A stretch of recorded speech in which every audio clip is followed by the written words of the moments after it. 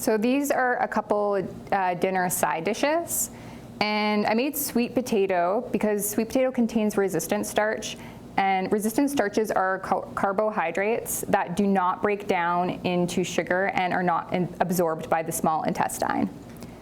So I added to the sweet potato ghee and MCT oil on top, just a teaspoon. And then I also added in cinnamon as an anti-inflammatory spice.